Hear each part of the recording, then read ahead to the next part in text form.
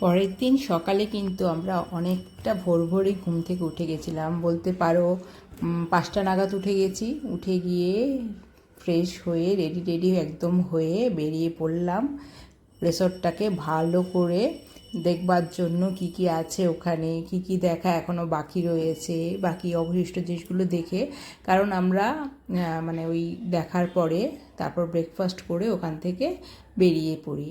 তো আমরা ওখানে ঘুরু করলাম। ওখানে তো মন্দির রয়েছে, দেখেছোই তোমরা, আমি অলরেডি পোস্ট করেছি। শিবলিঙ্গ রয়েছে সেখানে, কিন্তু সকাল বিকাল দুবেলাই নিয়মিতভাবে ঠাকুরমশাই দিয়ে পুরোহিত দিয়ে পুজো হয় দেখলাম। বিকেলবেলা পুজো করাটা আমি দেখেছি সেদিন। তো পুজো হয়, তারপরে এখানে চারপালা মানে চারদিকে তো শুধু গাছ গাছ আর গাছ, পুরো বনবিথি, একেবারে বন দিয়ে ভর্তি জঙ্গল। নামই ওই জায়গাটার নামই জয়পুর ফরেস্ট, হ্যাঁ, বাঁকুড়া জেলাতে রয়েছে।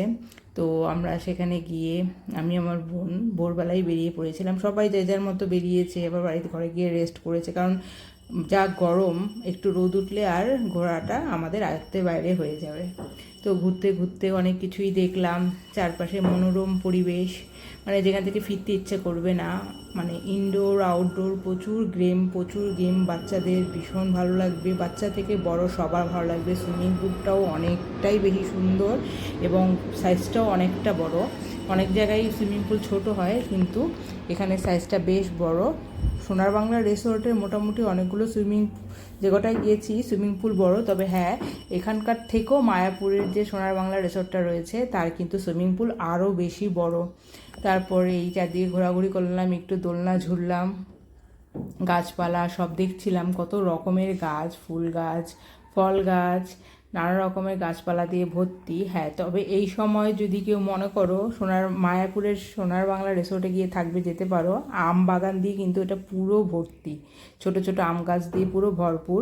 তো আমরা ঘুরতে ঘুরতে যেটা ইনভেন্ট করলাম সেটা হলো গিয়ে এই তাল গাছগুলো। হ্যাঁ, আগের দিনও কিন্তু ছবি তুলেছিলাম এখানে, কিন্তু খেয়ালই করিনি এখানে তাল গাছ ভর্তি তাল হয়ে রয়েছে। কারণ তাল গাছের মতো দেখতে এক ধরনের গাছ হয়, যেগুলো এমনিও অনেক জায়গায় হয়, ওইগুলোতে কিন্তু তাল হয় না, মানে এমনি গাছ, পাতাবাহার গাছের মতো। তো সেই তাল দেখে তো হেভি খুশি, অনেক দিন পরে তাল গাছ ভর্তি তাল, কালো হয়ে গেছে, পেকে গেছে অলরেডি। তারপরে আবিষ্কার করলাম আমি ঝোপে ঝাড়ের মধ্যে প্রচুর পরিমাণে লজ্জাবতী গাছ দেখে তো খুব খুশি। বাচ্চা কাচ্চারা তো একদমই সেরকমভাবে দেখতে পায় না লজ্জাবতী গাছ।